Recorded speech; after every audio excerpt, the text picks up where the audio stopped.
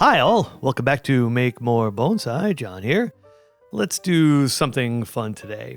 I took a road trip to a bonsai convention, namely Bonsai on the Bayou 2024 in Houston, Texas. 3 days chock full of workshops and seminars and live bonsai demonstrations, all under one big old hotel convention center roof, surrounded by bonsai addicts drooling at the exhibition and haggling with the different merchants in the vendor area.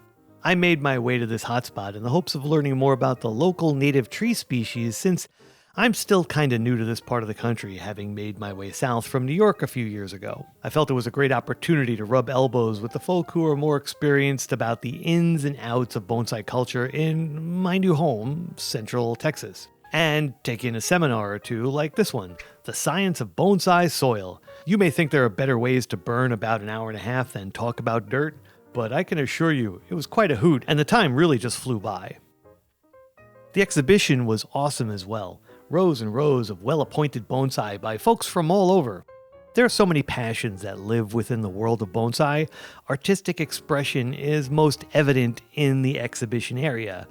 You know, bonsai come in a variety of different sizes, and a quick way to classify them would be 1 finger, 1 hand, 2 hands, 1 man, 2 man, and from there we start to enter different kinds of mechanical means to carry them, from flatbed cart to full-on forklift. At least that's how I measure them when I look at them, and there were quite a few examples of bonsai in most of these size ranges at this exhibition. There were some outstanding pine bonsai on display. Check out the rich textured bark on this massive Italian stone pine. And here's another really groovy black pine with a nice trunk. Here's a really cool trident maple made from maybe 30 or so seedlings that were arranged closely together. These seedlings over time meld together into one large trunk, which is a great way to accelerate a design into a thick-trunked bonsai. I've also seen this technique used when creating bonsai with exposed roots clinging to a stone. The seedling trunks are woven into the rock and then meet at the top. Then they're tied together and left to grow and meld into one tree. This is a really cool technique. I think I want to get a video demo of that together for the future. More awesome black pines, and even a cascading black pine. Here's an exceptional Japanese maple. It has a really nice trunk that doesn't seem to have any cut scars, and the roots are really wide and fused together. This is the work of a highly skilled bonsai artist. Here are a few bald cypress bonsai.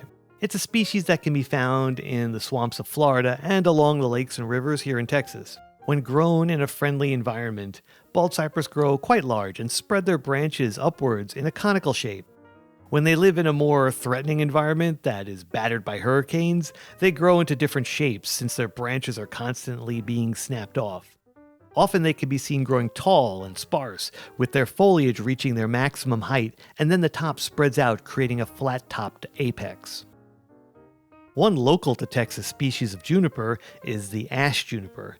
They call them cedar here as well. The pollen from these trees are well known to trigger allergies called cedar fever here, and you haven't lived until you see a valley covered in a cloud of the stuff during the flowering season. Here's a really nice bonsai with a really groovy trunk, sans the green pollen fog. Here's something pretty special, an ancient California juniper that was collected from the Mojave Desert.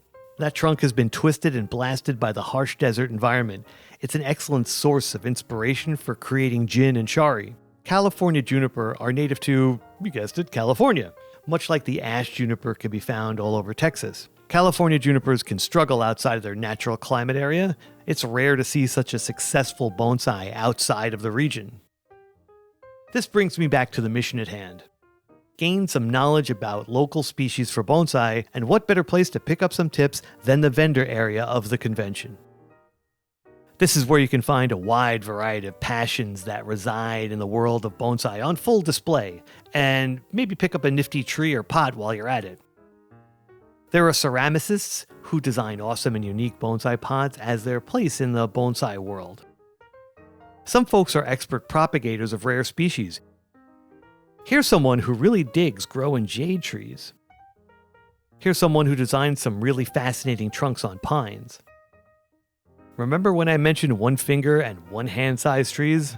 Here's a whole bunch of them right here. There are also folks who devote their time creating excellent advanced bonsai material by growing different species in the ground for years to thicken their trunks before digging them up and getting them healthy in a pot for the bonsai dreamer looking for a new challenge. Like Mike Alford from I Dig It Bonsai, located in Emory, Texas. I was able to spend some time talking with him about what he does, and, well, he'll fill you in. Hey, I'm Michael Alford. I dig it bonsai, so I mostly do like field grown, trident maples, elms, black pines, and kind of anything else that kind of hits my fancy some years. And I grow everything on tiles pretty much, and the pines I do in grow bags, and most of the stuff is in the soil for like 3 to 5 years, some of it up to 10 years. And I don't do a whole lot of finished trees. Most of it's material for other people to start working on and go from there. But yeah, so I can ship across the country. I wait until they're kind of established before I ship, because these were dug in February.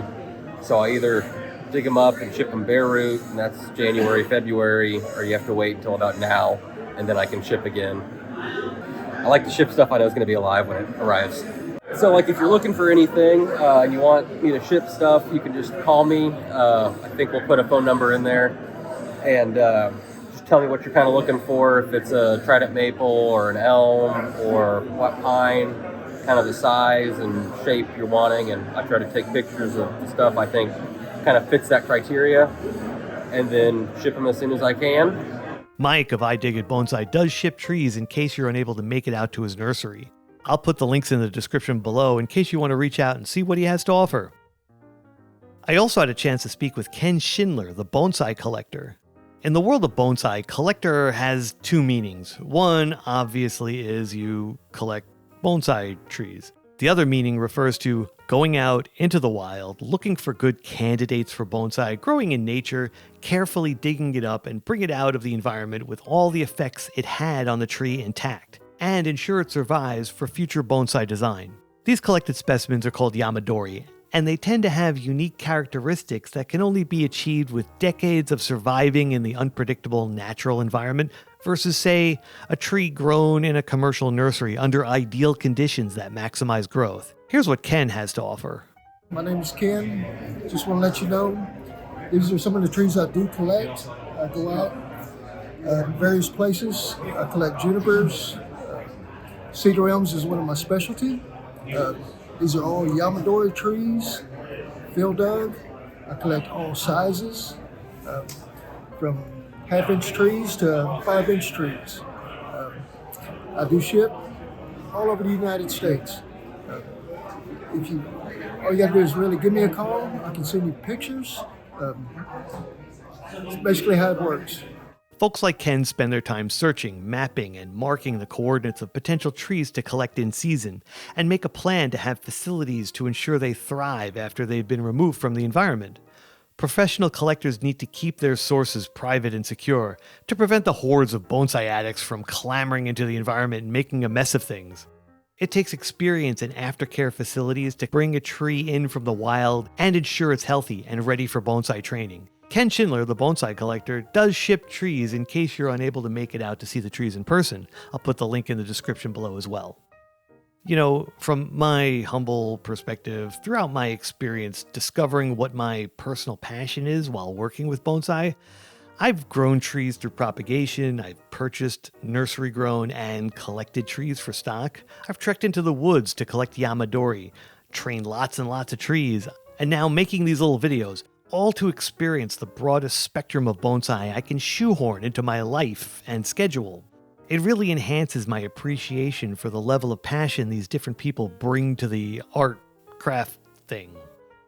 Consistently propagating crop after crop of awesome healthy trees is a massive undertaking. To devote a section of land to grow bonsai material of high quality is a sacrifice of space, time, and resources. To mold and fire ceramics, creating detailed, unique pots is a set of skills that takes a lifetime to master. And to somehow successfully remove an old tree from its home on a mountain, strapping all 100 pounds of it to your back and lugging it miles out of the woods to get it home and not kill it, that's an experience that is full of hard work and very tough to forget.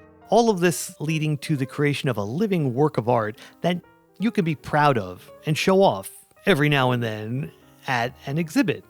Man, that's a lot of passion, all under the one Bonsai on the Bayou banner.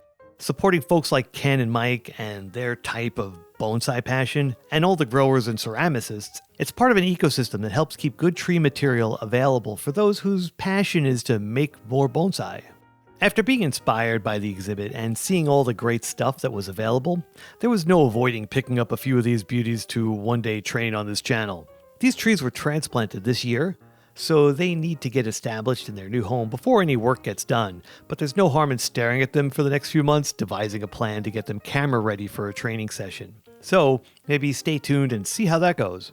And don't forget, check out the links in the description below. Thanks for watching and taking in some of the many highlights from Bonsai on the Bayou. Maybe like and subscribe and leave a comment below, and possibly check out the book and t-shirt and hat links in the Show More section below for some groovy Make More Bonsai swag, because bonsai stuff is kinda cool, and so are you for supporting this channel.